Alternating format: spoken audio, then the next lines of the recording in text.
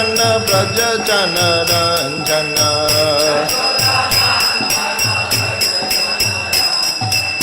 Yamuna Tira Banachari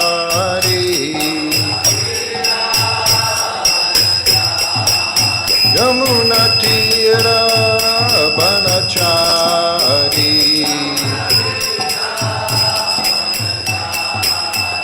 Jaya Radha Madhava Kunja Bihari Jaya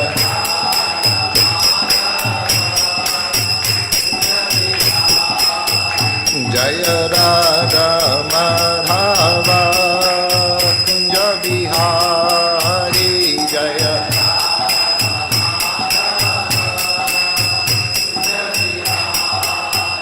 Jaya Radha Madhava Kunja Bihari Jaya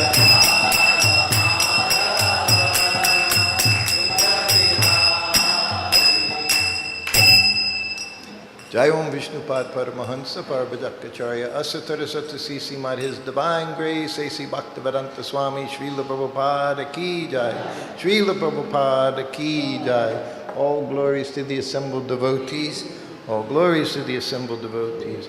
All glories to the assembled devotees. All glories, Sri Sri Guru and Gauranga. Glories to Srila Prabhupada.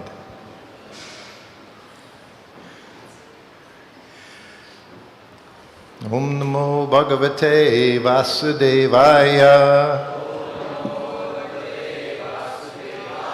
Om Namo Bhagavate Vasudevaya. Om Namo Bhagavate Vasudevaya. Hare Krishna. Did you want to say something?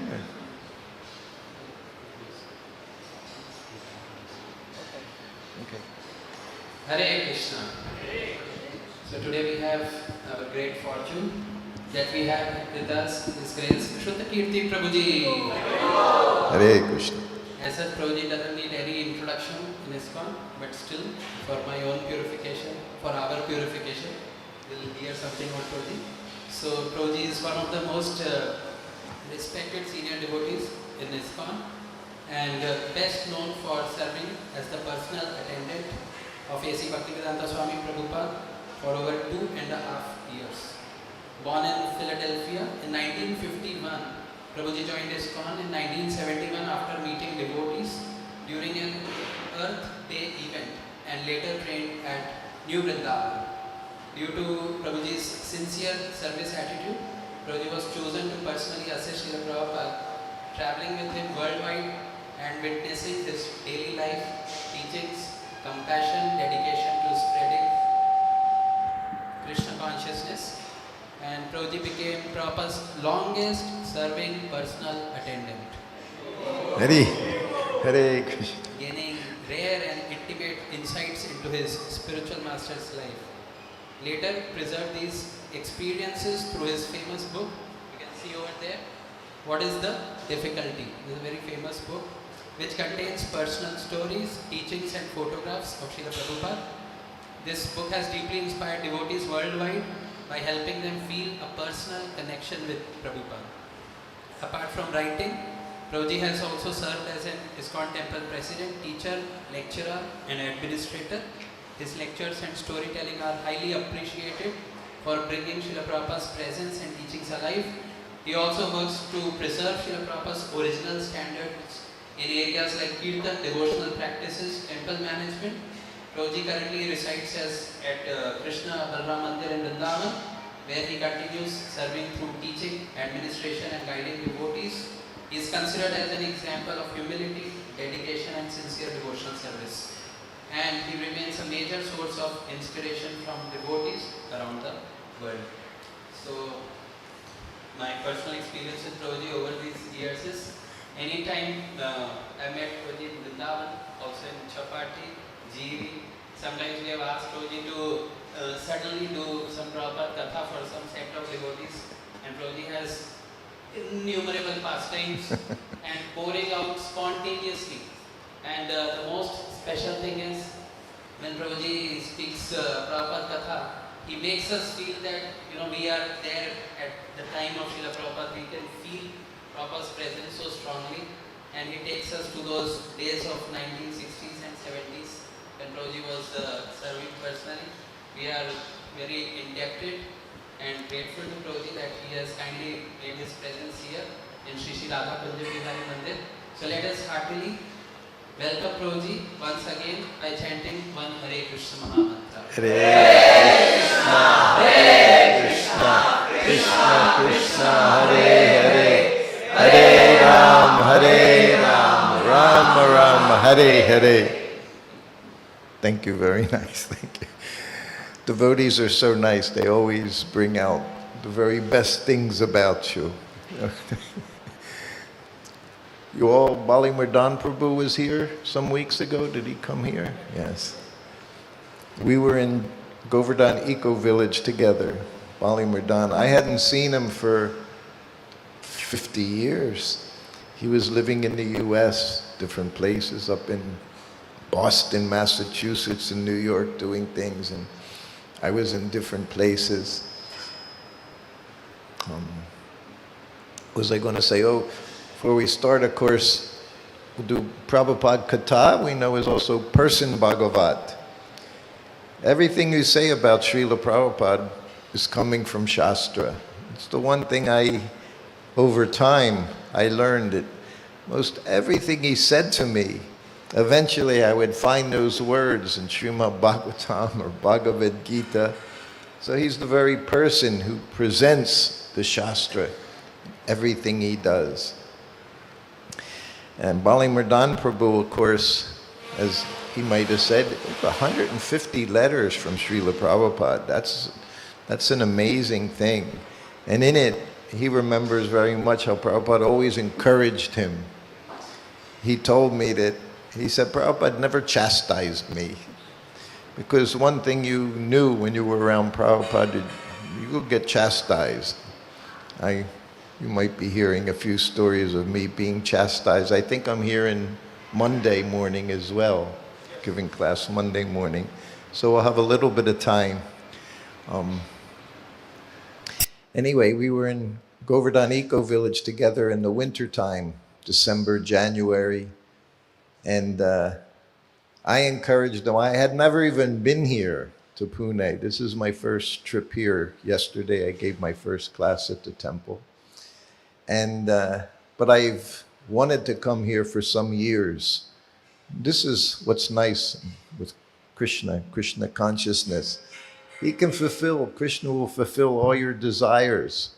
You just have to be very careful what it is you desire. I was reading just yesterday, Prabhupada said, to the percentage that you desire Krishna, that much you get Krishna. And to the percentage that you're desiring material things, you're getting material things. So this process is purifying our desires so that we desire only Krishna. Then you can get Krishna. You have Krishna, you have everything. So I encourage Bali to come here. And of course, he came here and spent, I think, almost a week. And then he kept writing me saying how wonderful the devotees were here in Pune. And he said, you have to come here. He said, and bring a lot of books. He said, bring a lot of your books with you. So he's my senior godbrother. So I'm doing what he told me to do. I read something from Pradyumna just last week, really struck me. Krishna consciousness and Vaishnava etiquette. One of the things Pradyumna said, it was a class, imagine 1968. They were sitting, maybe it was Boston or Montreal, and Prabhupada was giving a class. And Pradyumna was sitting like you, right there. And behind him was a senior devotee. This was 1968. So Pradyumna, he joined 1967. The person behind him had joined 1966. And Prabhupada said, you shouldn't sit in front of a senior devotee. Imagine Krishna consciousness and what it means, Vaishnava etiquette. Another thing we learned so nicely from Srila Prabhupada, how to deal with one another in our Vaishnava family. So anyway, partly I'm here because of Bali Murdan Prabhu, and we shared some very nice times with Srila Prabhupada as well. Actually, more and more I see photographs of Srila Prabhupada and Bali Murdan's there, and I'm there many times in New York City back at that time. So it's very wonderful that he was here sharing his memories of Srila Prabhupada. So I don't like to repeat myself, although I'd like to tell you from the very beginning my time with Prabhupada, but we have a few hours today and in Monday morning. So I'll kind of start in the same area. As Prabhu mentioned, I joined 1971. Actually, this month of June, I'll turn 75. When I joined Srila Prabhupada, he was 75. I remember even before I was a servant in Los Angeles, I would get to go on the morning walks with him because I was with Kirtanananda Swami. He was one of the very first disciples and the first sannyasi in ISKCON. And after the morning walk, Prabhupada, he was walking up the stairs to his room, which was on the first floor. He had his flat there in New Dwarka, Los Angeles. And we were all standing there in the areas. He was going up the steps, and we'd be watching him. We're all 19, 20, 22 years old, young boys. And he was walking up the steps with his cane. And as he got a little higher, he looked at me. And he said, "I want to run up the stairs." He said, "I used to run up the stairs." He said, "And I still want to run up the stairs." He said, "But now I can't run up the stairs." And now I'm seeing exactly what he meant, being the same age he was when he was walking up those stairs. I can no longer run anywhere. But this is always showing us the body, how the body is going through so many changes. And at that time in Los Angeles, again, it was before I was his servant. I went there to get Brahmin initiation. I had been living in New Vrindavan literally for 1 year. After 1 year, you could get your Brahmin initiation. At 3 months, you got first initiation. And then another 9 months, you could get second initiation, get your Brahmin initiation. So I was there to do that. And in the afternoon, I got to go in the garden with Srila Prabhupada with just like 5 or 6 other devotees. And my first day there, one of the people who was in the garden, he went back to his temple. So the head of the temple there in Los Angeles, he handed me the Krishna book. And he said, "When Prabhupada wants, you read Krishna book." So every day I was reading Krishna book story to Srila Prabhupada. Every day Prabhupada was reading his books. He was having others read his books to him. Every day. It was one of the things when I was with him as a servant I found initially very amazing that Prabhupada was reading his books. He wasn't just telling us to read his books. He was the acharya. If he was telling us to do it, he was doing it. And he was relishing his books. So the next day he was walking up the stairs. This was after being there for 3 or 4 days. And of course I'm standing there like everyone else, hands folded, just looking at it, every move he made. And he looked at me. He said, "Sutta Goswami." And then he kept walking up the stairs. So because I was reading Krishna book, didn't call me Srutakirti, he said Sutta Goswami because I was reciting from Srimad Bhagavatam. So this is how Prabhupada saw his disciples. And this is how he encouraged his disciples. Everything. just in a few words. He would teach you so much. His walking up the stairs every day, he would say just something for a few seconds, and you would learn. So the next day he's walking up the stairs, and he saw a bead bag was hanging on a doorknob. And he's walking up the stairs, and he looked at me. He said, "Whose bead bag is crying on the doorknob?" Crying, he said. And then the next day he's walking up the stairs, and there was a plate of prasadam on a table. No one was there. And as he's walking up, he stopped and he said, "Whose prasadam is crying on the table?" So this was Srila Prabhupada. Everything personal. This is what we say, our prayer, pranam mantras every morning. Impersonalist. We're all impersonalist. I was reading yesterday. He said Vrindavan is filled with impersonalists. Filled with Vrindavan, Krishna's pastimes, where he performed all his pastimes. He said it's filled with Mayavadis, filled with impersonalists. He says you have to be very careful who you hear from. And we see that. It was like that then. It's like that now. And many of them pose as wonderful devotees of Krishna, but they're all impersonalists. So I became his servant just after Janmashtami 1972. I told a few stories last night about it. But then he went to Pittsburgh for one day, and then he went to Dallas for 3 days. Dallas was Radha Kunjabihari, Radha Kalachandji, big, black marble Krishna, very big Krishna, very beautiful. And Prabhupada stayed there for 3 days, and these were my first 3 days, full days with him as his servant. And I had to learn how to do everything. Because I had never massaged anyone, never touched another person before. And one of my main services was massage. And the first day was in Pittsburgh. And Sudama Maharaj was there, who had been Prabhupada's servant for a long time.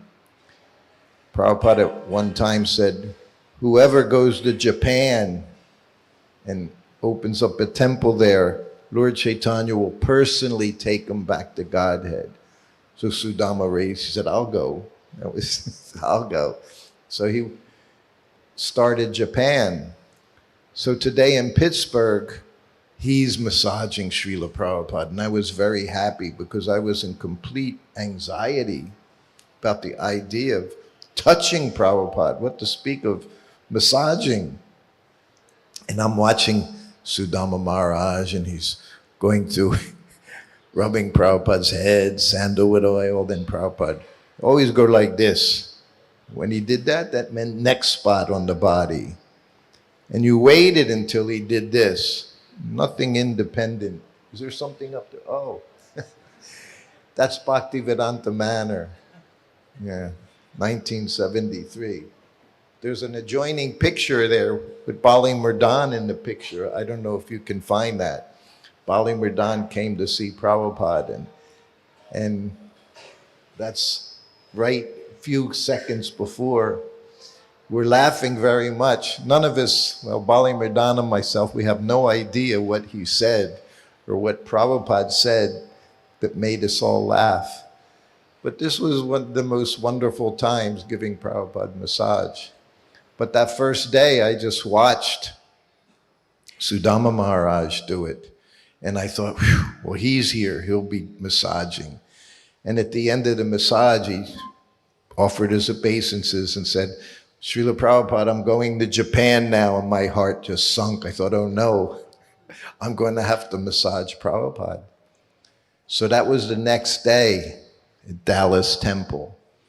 So Prabhupada had two things he wanted to teach me then: how to massage What was the other one? How to use the cooker. Famous Prabhupada cooker. You can open one of them up. I'll find a photograph. Those of you who don't know what the cooker looked like. So the cooker was a steamer. And Prabhupada was very proud. In Vrindavan, Krishna Balaram Mandir, he was talking with the guest. Prabhupada liked to emphasize that we don't spend much time taking care of our bodies. We just do the needful. And he was saying to his guest, maybe you can find a picture with the cooker. You'll see Upender there. Prabhupada showing him how to use the cooker. So Prabhupada was emphasizing that we don't spend a lot of time taking care of this body. And then he looked at me, he said, Srutakirti, he cooks my whole lunch 45 minutes. That was one time when Prabhupada actually said something favorable. I always say he never said much. Oh, there you see the massages going on, and there's Upendra, my senior godbrother, and that's the cooker. So you'll see the top of a cooker is like a wok, and it was used like a wok. In the other place, on the bottom of the cooker, Prabhupada showed me, you would put the dal with the water, and then in this one, there were holes. So everything else got steamed. So in this section, that first 3 days, Prabhupada and I are in the kitchen together, and he's cutting up the vegetables to put in the center section. And he told me, go wash the rice. So I went over to the sink, which was just a meter away, and I'm washing the rice, and I poured the water out, and then I put more water in, and I'm swishing it around. And I go like this. He said, what are you doing? I said, I'm washing the rice 3 times, Prabhupada. He said, once is enough. So that was it. And this was my first full day as a servant. And he started to dismantle all my rituals that I was learning. You people here, you have thousands of rituals you go through that we never did back in the 70s. There's so many rituals are going on in ISKCON that have been brought in, not by Prabhupada. So he said, once was enough. So that was that. I did that. So he would cut up vegetables and they would just go in the center section. And in the top, there was like a big katuri with the rice and water, 2 times water, with a little lid. And then more vegetables in between that and the lid. And Prabhupada said, Srutakirti cooks my whole lunch 45 minutes because this cooker was on the stove. The whole time Prabhupada was getting his massage. And there was no set time for massage. Might be an hour, 15 minutes, might be an hour, 45 minutes. Most of you boys don't know anything about cooking. Most of the ladies do. To steam something for an hour and a half, you can completely turn it to mush. So what you had to learn was how to do the cooker and how to turn the flame on in such a way that nothing burnt, nothing overcooked, nothing undercooked. So he spent 3 days showing me how to use this cooker. And then from then on, every day before massage, I would make a chapati dough and set up the cooker and put it on the stove with a very low flame. And then I might be always in a different room, sometimes a different building, giving Prabhupada massage. And as I'm massaging him, all I could think about was the cooker. Worrying. I worried. When I was with Prabhupada, I spent a lot of my time worrying, that I didn't mess up his lunch. And somehow or other, because Krishna liked to take care of Srila Prabhupada, I never messed up his lunch once. He never criticized anything I ever cooked in over 2 years. And there's a lot of room for criticism. But he never said anything. Never said I overcooked, undercooked, too much salt, not enough salt. Anyway, You make the chapati dough and set up the cooker and then give massage. So he said very proudly, Srutakirti cooks my whole lunch, 45 minutes, because you just spend 15 minutes setting it up. Then after massage, you go back and you spend another 15 minutes chancing everything in that little lid there, making the chances, putting your different vegetables in, pouring some into the dal. So when he said that, I was sitting there, I said, yes, Prabhupada. I said, and at the same time, I'm giving you massage. He said, yes, lunch and massage, 45 minutes, done. So this was the main, busiest time of the day, was doing all these things. Okay, I think you can put it in. And so that was the first 3 days. And then I gave him massage on the kitchen floor, right in front of the cooker. He thought, I'm going to train this boy so he can do his service properly. And then I had to massage him. The first day when I became his servant, Kirtanananda introduced me and said, this is Srutakirti. He said, he's a very good cook, but he doesn't know how to massage. Prabhupada said, anyone can massage. That wasn't true. He was being kind. He was very particular. If you sweat, you don't go near him. If your hands had, what do you call, blisters or hard calluses, you couldn't massage him. And one of his disciples, he said he massaged like a girl. So he couldn't. Prabhupada liked strong massage, very strong. But once he told me, you can massage my back. This was like after I was with him for a year. And I guess I was being a little lazy. He said, you can massage my back as hard as you like. I was 22-year-old, brahmachari, and I'm pushing and pushing. And Prabhupada's sitting on the floor on a straw mat, sometimes his legs out, sometimes cross-legged. It was like I was doing nothing. And I'm pushing and pushing. And I'm waiting for him. I'm getting harder and harder, stronger. And I'm waiting for him to say, that's hard enough. But he never said it. But at the same time, he just sat there like he was like sitting there, just very comfortably sitting, absorbing whatever I could do. He said, massage, he told me, he said, passive wrestling. He said, you do all the work, I get all the benefit, he said. But I realized that that wasn't true. I was getting all the benefit doing some service for Srila Prabhupada. So those 3 days, and I was massaging, I was just doing what I saw Sudama do. Prabhupada like vigorous massage. You like get the blood flowing, break up the, whatever they say, break up all the air things. So nice and hard. No pressure points, no acupunctures, none. He didn't like any of that. He liked nice, not Ayurvedic style where you just smear oil all over very loosely and lightly. No, he liked firm, strong. And then I was massaging his legs. And I guess I wasn't doing it. I don't know what I was doing. And he grabbed my leg and started squeezing it. He said, like this. So I say, I think I'm the only person Prabhupada massaged to show me how to massage for a few moments. He said, like this, do. So then I did like that from then on. So that was first day there.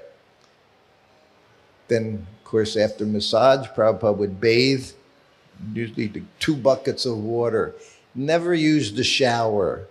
Even there was a shower in the bathroom. He had his bucket and his lota. And he would just soap. In Australia, in Perth, we stayed at one cottage. There was a swimming pool. So after the massage, he went and bathed in the swimming pool. So we saw that just last year. We went and visited that same place, and it looks like they haven't touched it since Prabhupada's been there. Overgrown trees, but the same house was there, all big, beautiful $1 million properties around, and there was this little cottage where Prabhupada stayed. So he called the swimming pool, that became Prabhupada Kund, because he bathed in there every day.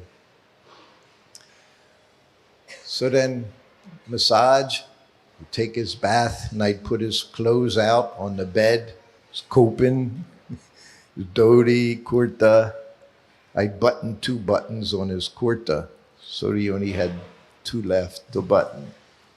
And then I'd have to go to his desk, open up his mirror for putting on tilak, and he had a little lota, it was like the size of a golf ball. And in the little lota was a little spoon, so you had the water in there. And then he had another katuri, everything was silver, and the katuri had his ball of chandan for putting on, and he always made it like a nice ball. And you can see photographs, even video, Prabhupada. And he would always put the exact same amount of water in his palm, and you see him put his tilak on. And then he would say his Gayatri, noontime Gayatri. And it's like 1 o'clock. And by the time he's finishing his Gayatri, that lunch should be ready. He gave me a few instructions. First thing he said, don't put too much on my plate. He said, if you put too much, I'll lose my appetite. And the second instruction was, when it's time for prasadam, it has to be there. He said, because already the digestive juices are starting, he said, and if you bring it late, indigestion. So from the time he went to bathe, I had 15 minutes to finish up everything in the cooker and make 1 chapati. And the chapati has to puff up. If it doesn't puff up, like Hari Kesh, she threw it at him like a frisbee. Nonsense, he said. So the chapatis had to be puffed up. You had to be humble, but chapatis puffed up. So then he'd have his lunch, and every time, and 1 chapati, then you run back into the kitchen, you make another chapati, puffs up, you put a little ghee on top, put it on a little plate, you run back into the room, you slide it onto his lunch plate, just as he's finishing his first chapati. And you offer obeisances, then you run back out of the room, start making another chapati. And you do that back and forth until he goes 4 chapatis, 5 chapatis, 6 chapatis sometimes. They weren't huge chapatis. They were nice and thin, always with ghee and always puffed up. And one of the ecstasies when you would slide it onto his plate and it would still be puffed up and he'd go, poof, he'd push it down, very happily push it down, he would say. And every time you offer obeisances, whenever you went into the room, some days I say 30 times, 40 times. If you're in there more than offering a chapati, more than a few seconds, you offer obeisances going in, you offer obeisances again when you leave. No one tells you these things, you just know. At least I know. And he never said that's enough today. You've done your quota, you fulfilled your obeisance quota. Never said that, because it's very wonderful. Respect is there, and also easiest way to make advancement is just keep offering obeisances all the time. Very nice process. And then after lunch, he would take a nap, half an hour. Nighttime, he's only goes to bed 10 o'clock, 10:30. I'm massaging him at night. And he's getting up at midnight, 1 o'clock in the morning, to translate these books, Srimad Bhagavatam, after 3 hours. Prabhupada said, I sleep 2-3 hours at night. So after lunch, he took a nap. So that first day in Dallas, after his nap, I hear a bell ring. So, of course, you run. You don't walk. You run. Every second matters with Prabhupada. You run into the room. You offer obeisances. And I went through the side door like there. And his asana is just on the floor, just a cushion on the floor. I didn't go in front of him. in front of his desk because I came in. I just offered my obeisances right beside him. And then I sat up and he looked at me. He said, Srutakirti, your name's too long. He said, from now on, I'm going to call you Shruto. I said, yes, Prabhupada. He never called me Shruto again, 2.5 years. Always called me Srutakirti. But he said, I'm going to call you Shruto. And it's what he's doing is he's making me comfortable to be with him. Because otherwise you're in anxiety all the time and you're supposed to be doing things. You can't do anything if you're in anxiety. How can you serve? So I said, yes, Prabhupada. Then he looked at me. He said, do you take a nap after lunch? I thought, oh no, he's checking up on me, see if I'm sleeping and all. And we learned in the very beginning, I don't know your process, what they teach you now, but we learned, you go to bed 10 o'clock, you're up by 4 o'clock, maximum 6 hours. 5 hours if you could do it, that's better. 6 hours maximum. More than 6 hours, you're in Maya. That's what we learned. And never took a nap. We worked all day long. I was in New Vrindavan, a farm. You worked from the time the sun was up until the sun went down, taking care of the cows, baling hay, fixing fences, whatever it was. So when he said that to me, I got frightened. I said, no, Prabhupada. Only time we take naps is during Bhagavatam class. Then we could take a nap.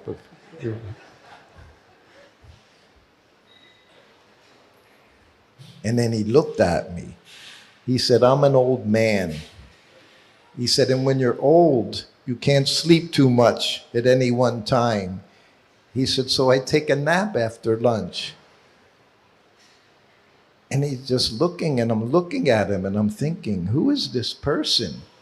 Pure devotee of Krishna. He's sleeping a few hours a night. He's working 24 hours a day, chanting Hare Krishna, making disciples, installing deities.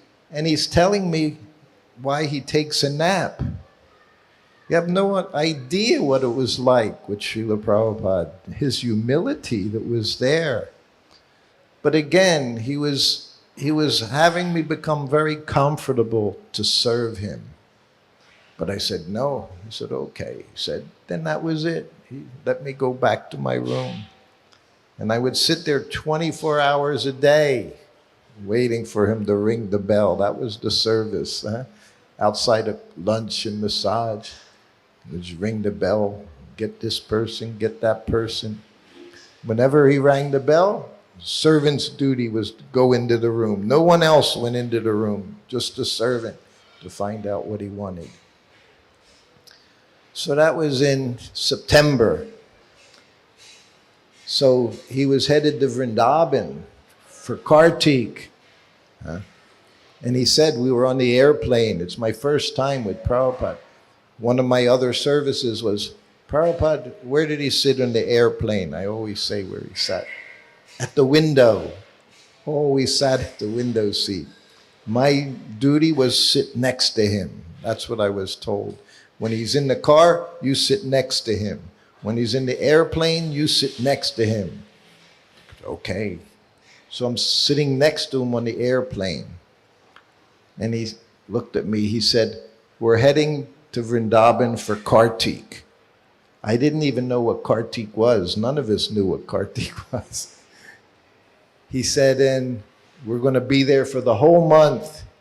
And I'll be giving classes from the Nectar of Devotion. He said, and you will read. He said, and then I'll stop you at times and give commentary. I said, yes, Prabhupada. Of course, it was Prajumna that you hear speaking these wonderful, wonderful lectures Prabhupada gave Radha Damodar Temple. He stayed there the whole month of Kartik. We weren't offering lamps then. We were hearing Srila Prabhupada, Bhagavatam class in the morning, nectar devotion as the sun was going down. And the courtyard in Radha Damodar Temple, I don't know if you've been there recently, it's very different now. When Prabhupada was there, it was just an open area. It wasn't even grass. It was just Vrindavan, Raj. It was just Vrindavan clay, dust everywhere. And they got everything ready for Prabhupada being there. So now this was a first big Kartik festival in Vrindavan. There was like 40 devotees there, all from the West. And Prabhupada, he wanted to show everyone in Vrindavan, all the Goswamis, he wanted to show them his Vaishnavas, his Western Vaishnavas, as we were called, the dancing white elephants. Huh? And people were very curious to see us. They weren't always very kind, especially in Vrindavan. And they couldn't understand how we could be Vaishnavas because we were Malechas from America. I say at that time, the shopkeepers, they would take our rupees. They were very happy. But they would tell you just to put it down on the table because they didn't want to touch you. But their money was clean. We weren't clean, but the dirty rupees, that was clean. So they would very happy take the rupees from us.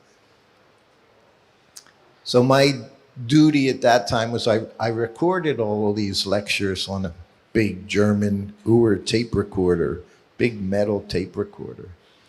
That's sitting at Kartikeya Mahadevi's house now, that tape recorder. I saw it a few years ago.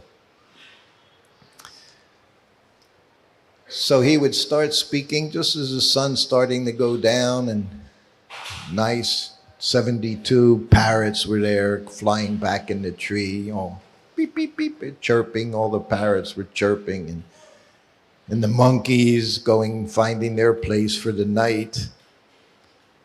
Of course, there were flies as well. So I set up the recorder. It was one of the first days Prabhupada's giving a lecture.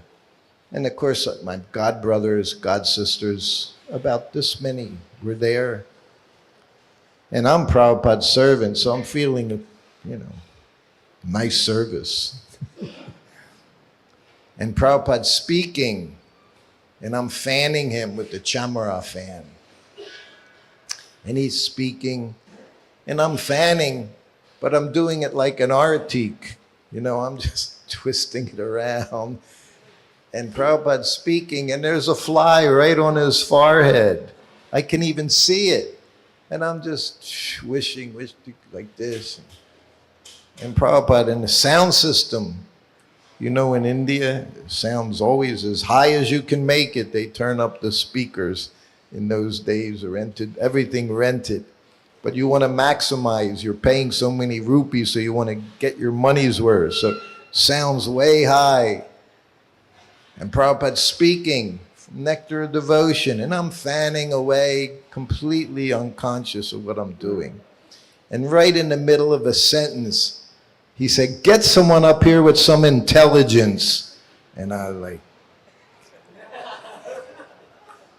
the Statue of Liberty, that's what I looked like. I just froze. And this devotee, 2-meter high devotee from England, brahmachari, he comes running up. We all knew this brahmachari. We considered he was very eccentric. You know what eccentric means? Yeah, he was kind of eccentric, funny. And he grabs the chamara out of my fan. And I just went back, sat down on the floor next to the tape recorder, and I started playing with dials so it looked like I still had some value in my life.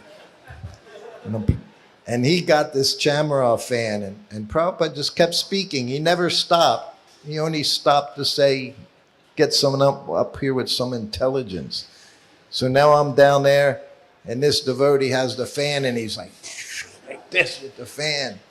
And of course, all the flies just disappeared in a moment. And Prabhupada's speaking, and as he's speaking, he just turned toward them and went like that. So then I knew what 10,000 part tip of a hair meant, because I shrunk from whatever pride I had, being big servant. Oh, He just, right in front of everyone.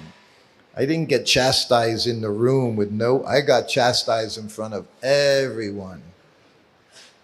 So I spent the rest of the lecture with my head down. And then Prabhupada finished. We had kirtan. And then, of course, he walked back to his sitting room, Radha Damodar temple. And I have to walk back with him. I'm his servant. And I literally, I walked behind him, like 3 steps behind him. I couldn't even be next to him. I was walking behind him. And one of my godbrothers came up to me and said, "Oh, Sruta," he said, "you're so fortunate to be chastised by Prabhupada." And I'm like, yeah. You try it and see how fortunate you feel to be chastised in front of all your friends and godbrothers. But it was very fortunate because you remember that. You might forget so many things. You don't forget getting humiliated in front of everyone on a loudspeaker. So I would sit on the veranda in between Prabhupada's kitchen and his sitting room and bedroom where he slept. I was outside there on the veranda. And of course, Radha Damodar temple was built long time ago. Walls are like this thick. It'll be there forever. And as soon as he rings the bell, like I said, you run into the room. So one afternoon, he rang the bell, and I jumped up from my spot, and I went in, and the doors were only this high.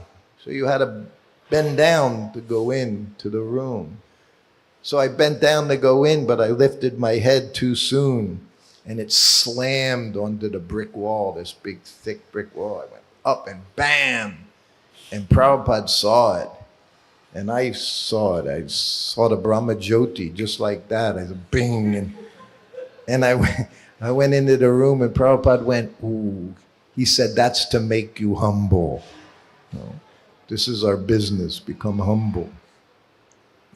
So we have some time. I didn't go through a lot today, but tried to cover a little bit. So that was part of being in Vrindavan. So many wonderful things happened there during that month. There's the episode Jamuna Devi talks about, I think that's Australia, or maybe going to Mexico City. Being on the airplane was the most fun because Prabhupada was always with his disciples, always around his disciples, giving classes, morning walk.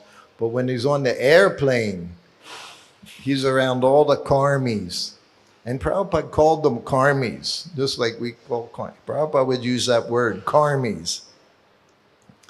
And he had airplane habits, different airplane habits.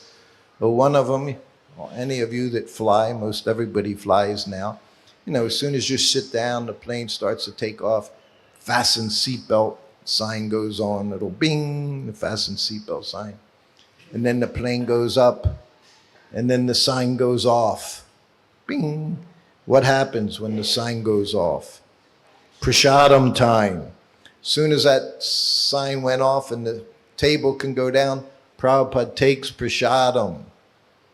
Doesn't matter what else is going on. And we always bring prasadam on the airplane.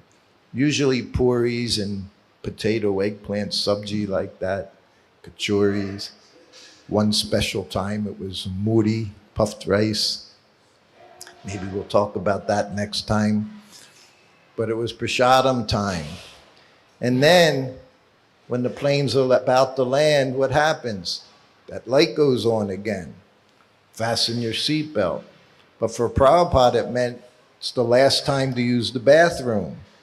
So the light would go on, everybody has to sit down, and Prabhupada would get up out of his seat and go to use the bathroom. And of course, that means I have to get up out of the seat and walk them down the aisle to the bathroom.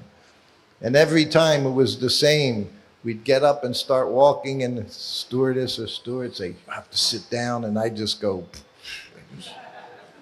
"Tell him, don't tell me." And the one time, and then he'd go into the little cubby hole bathroom, I'd push the door open, he'd go inside and close the door, and I'd stand outside the door. And the one time he opened the door, I pushed it open and he came out, he had a big smile on his face. He said, when you're old, you can do anything you want. And he did. He did. He didn't follow any customary, mundane rules. The most special one was when we were at the airport. I think it was in Bangkok. This was like 1973. So I was brahmachari. And we had to change planes. So all the luggage came off the plane. And it was all together, hundreds of suitcases. And Prabhupada and I are sitting down in the transit area. He said, I need to bathe. He said, I need to refresh. He said, change. So I went, I found the suitcase and I get a gamsha. I get a fresh set of clothes. And we walk into this nasty airport bathroom. Not like now.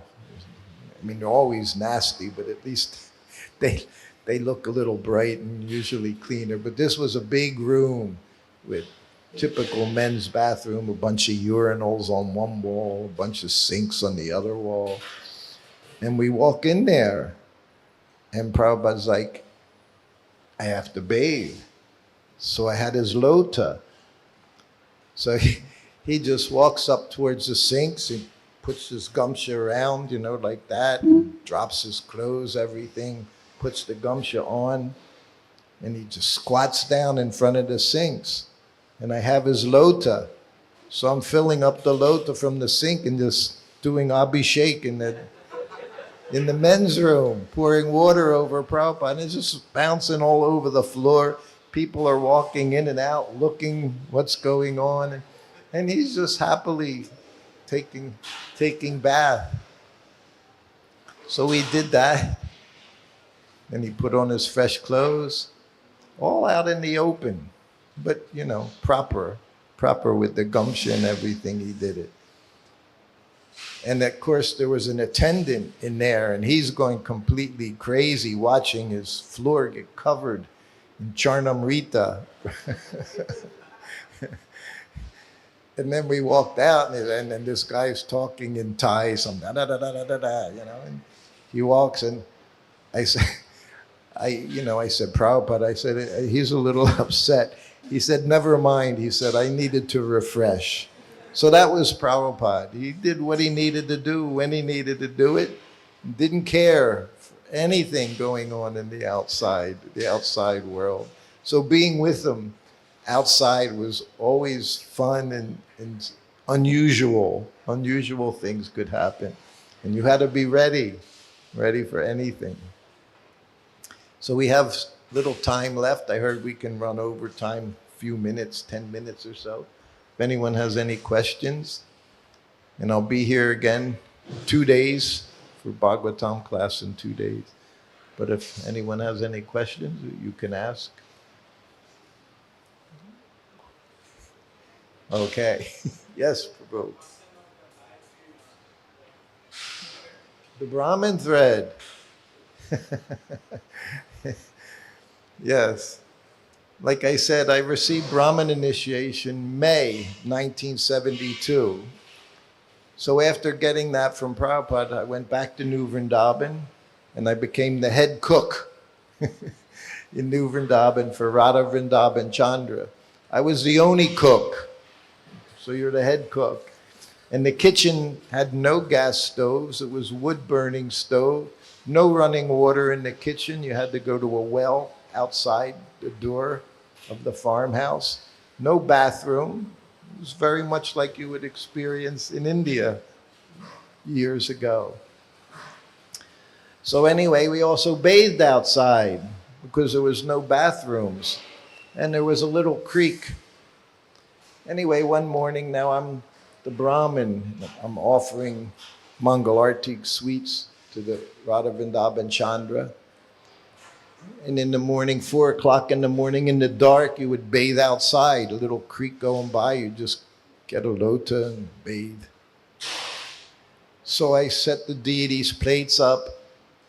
Then I went on to the altar, put the plates on, and I came outside and I go down and I offer obeisances. I say the pranam mantras 3 times.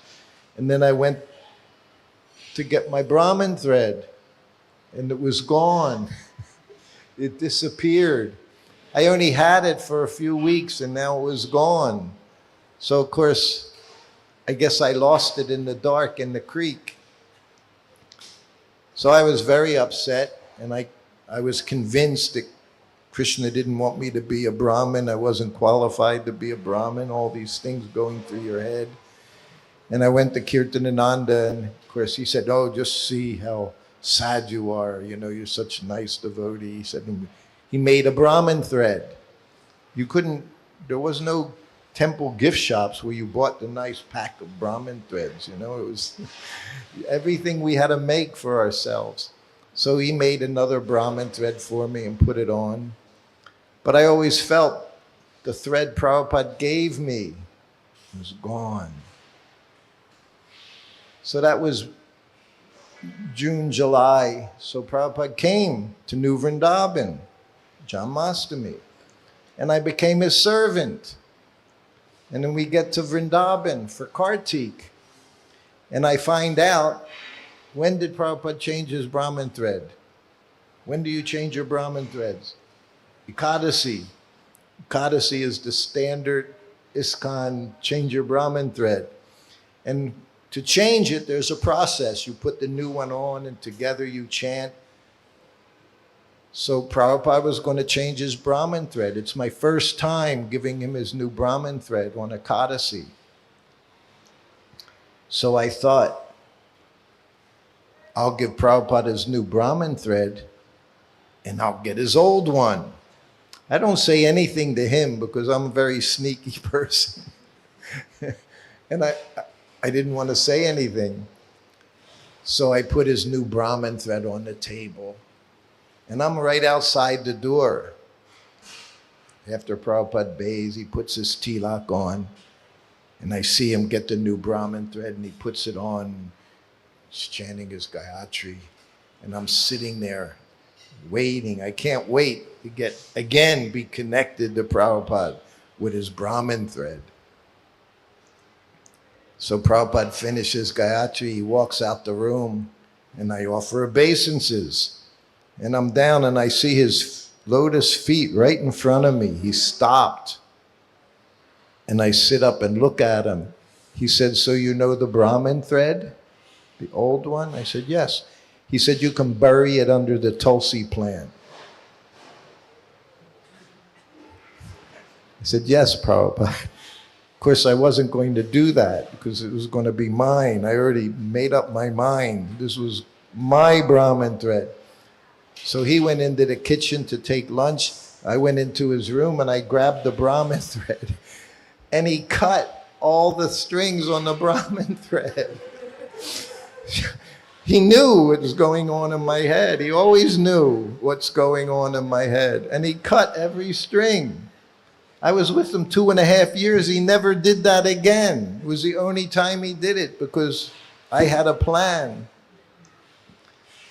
So I still wasn't done. So I grabbed the thread, I went back out onto the veranda and I start tying each thread into knots. I put the Brahmin thread on. So that was October 1972. And of course I never thought about it after that. And I didn't bury it under the Tulsi plant, like I said. And over 2 years, he always just left the Brahmin thread on the table and I would give it away as Mahaprasadam. So many devotees have Prabhupada's Brahmin threads that I gave to them. But that one, he was determined to show me something. So that was 1972. So now it's 2005. 2005. I'm in Mayapur, and it's Gaur Purnima time, and they have a big pandal this size, and every evening there would be Prabhupada Katha, with Prabhupada's disciples sharing memories. So I was one of them. So the one evening I'm up there, And I'm talking and talking, and then I finished, and I went and sat down like in the first row. And it wasn't crowded at that time. And about 10 seats over, there's a devotee, a god brother. And I sit down, and he's looking at me, and he's like calling me. So I go over to him, and I sit down. He said, "Do you know who I am?" And I recognized him from a long time ago. And he said his name. He said, "Yeah," he said, "I've lived in Mayapur for many years." He said, "I received Brahmin initiation here in 1975. He said, "Do you remember?" And I'm like, it was 30 years ago. So I'm trying to say, yeah, kind of remember. He said, "You don't remember what happened?" I said, "No, what happened?" He said, "Well, I was one of a few devotees. We got Brahmin initiation from Srila Prabhupada." So he said we would go to Prabhupada's room in the Lotus building. He said, "And you were sitting in front of Prabhupada's room." He said, "So I was about to enter, you handed me my Brahmin thread. I didn't open it up." And anyone who's Brahmin knows you have to be very careful when how you open up your Brahmin thread when it's all twisted. Otherwise, you can make a big mess. We've all had that happen. He said, "You don't remember?" He kept saying, "You don't remember?" I said, "No, I don't remember." He said, "Well, you handed me the Brahmin thread, all twisted." He said, "And I'm nervous." He said, "I'm going into Prabhupada's room, and Prabhupada's sitting behind his desk waiting, to show me the process, counting on the fingers." He said, "And I tried to open it up, but," he said, "I got it all tangled up." He said, "And his secretary was in the room." He said, "So I got so much anxiety." He said, "I went to hand it to Prabhupada's secretary." And he said, Prabhupada looked at me. He said, "Take it to Srutakirti. He knows what to do." This was 1975, 3 years later. So Prabhupada told him, Srutakirti, he's very expert with Brahmin threads. He knows what to do, tie it in knots, undo, do this, do that.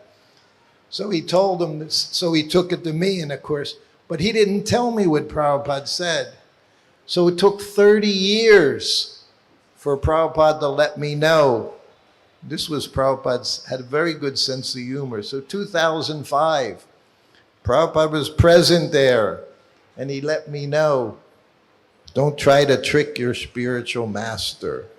Don't try to trick. And anyway, I lost my original beads. And of course, I always wanted Prabhupada to chant on my beads. And we were in Switzerland, Zurich, Switzerland, staying in a hotel room. 2 rooms, with the doors in between you could use. So one afternoon, I was looking for my bead bag, and I didn't have it. And then Prabhupada called me, and he was sitting in a chair chanting his rounds on my beads, because it was a saffron bead bag, and he was chanting on my beads. So I thought, so he chanted on my beads again. And I don't have those beads either, but anyway, this was Srila Prabhupada. He was very wonderful, and he knew everything, and he knew just what to do. He knows just what to do for each and every one of us to become Krishna conscious. So you understand that story, what happened? That was the Brahmin thread. But he taught me a lesson. He was always teaching me lessons, always teaching me lessons. But he did it in a very special way. He would tell me what to do without ordering me to do something. We'll talk about that next day. Day after tomorrow, we can do that. Okay, one more.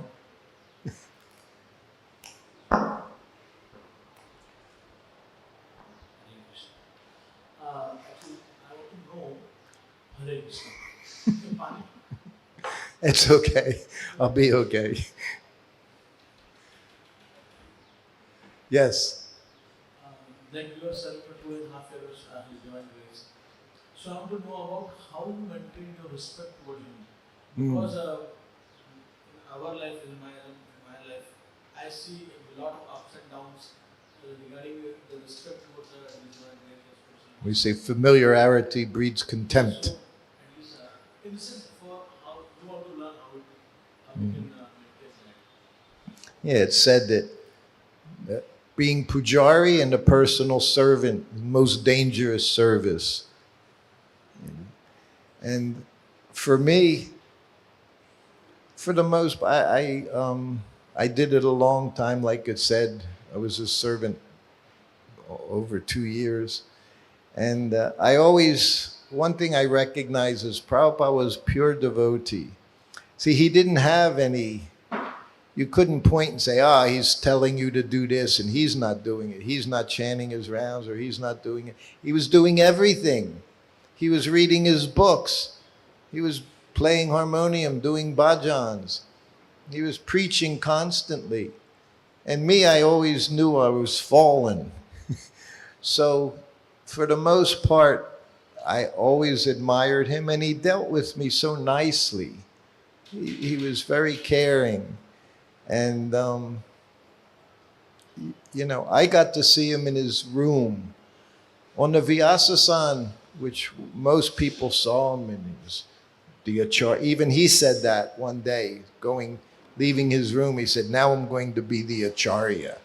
You know, that was his service. But he was just a lover of Krishna. You know, he was just from the spiritual world, always with Krishna, loving Krishna. So I of course, admired him on the Vyasasan, but I especially enjoyed being with him in his room because he was a very childlike, not childish, he was childlike. He was very innocent and sweet. And so all those things I appreciated very much. My own struggles were my struggles. It wasn't about him. It was my own mind and senses I had to deal with. It was difficult. But being with him I didn't ever really find it difficult. Being chastised was difficult. And he even understood that after some time. When he would get angry with me, he wouldn't raise his voice, he would just look at me. And that's all he had to do.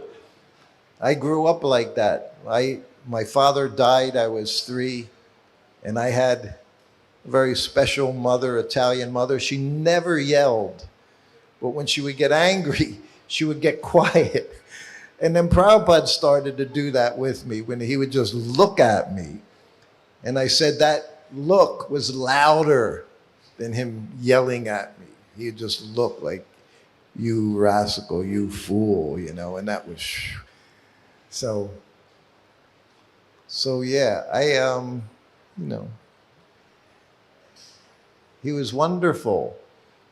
It's difficult to be with pure devotee, not an easy thing. You can be with them a few hours here and there, or spend a week, few hours a day, but 24 hours a day for years, and you're not a pure devotee. Who's a pure devotee? He's a pure devotee. And then even amongst pure devotees, there's different levels. He was at the highest level devotee, spreading Krishna consciousness all around the world. And he didn't give you any chance to be in Maya. And if he saw you falling into Maya, he would do his best to stop it. You know, so many, again, we can discuss this.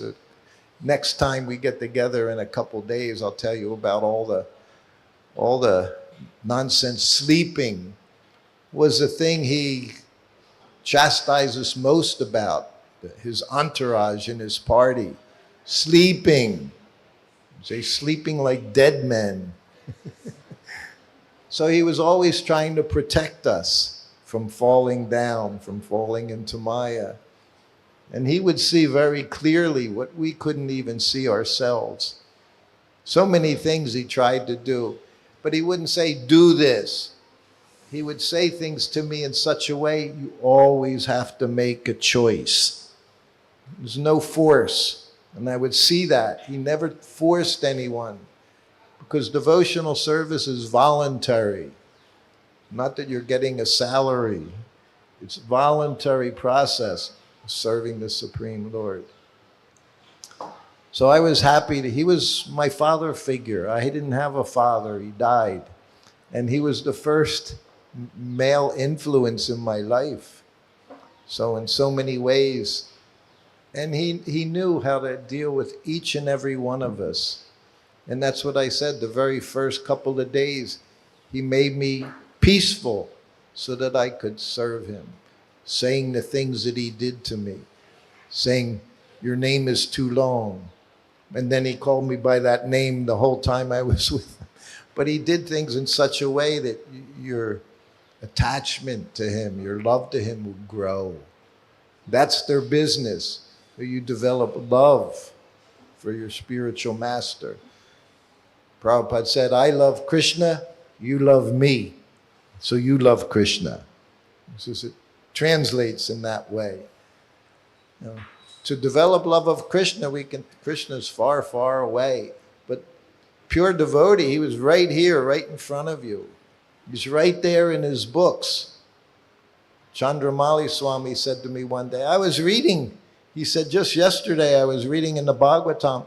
He said, I could hear Prabhupada literally saying the words, like he was sitting behind his desk with the dictaphone machine. He said, I could hear him saying the words. So that's the potency of Srila Prabhupada's books. People always say, how do we associate with Prabhupada? You were with him. How do we? Prabhupada's been gone 50 years. He said he's present in his books. So you have to take the books, read the books, and with a group. Prabhupada said, you can spend a month on one word in one sloka. You could spend a month dissecting that one word. Imagine. He said it's so wonderful, each and every word in Srimad Bhagavatam. All right, we've stopped here today, and we'll be here again in 2 days. Thank you all for being here. And Prabhu's going to say, we have a few books I had sent from Vrindavan. I actually gave the rights to this book to Vrindavan BBT many, many years ago. So there's some Hindi copies and English copies if anyone would like. Srila Prabhupada ki jai. Hare Krishna. Thank you. Hare Krishna.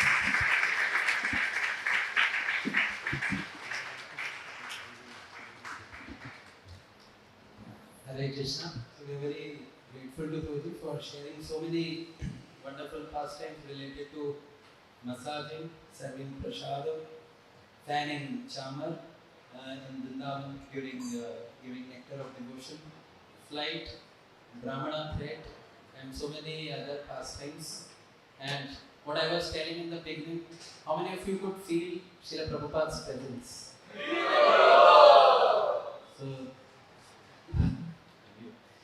So that is how is Prabhuji's speciality, and we are extremely grateful. And we are having the wonderful association of Prabhuji on the coming Monday also. So we request everyone to be there. We'd like to again thank Prabhuji by one time loudly chanting Hare Krishna, Krishna Krishna, Hare Hare, Hare Ram, Hare Ram, Ram Ram, Hare Hare. And we also have books by Prabhuji here. This is a very famous book filled with many pastimes. Prabhuji's interaction with Srila Prabhupada, small anecdotes, stories. So the book is What is the Difficulty? In Hindi also. Hindi may be available there. Kya Katinai Hai? So you can come forward, get it signed from Prabhuji. This is a great opportunity. Thank you. Hare Krishna.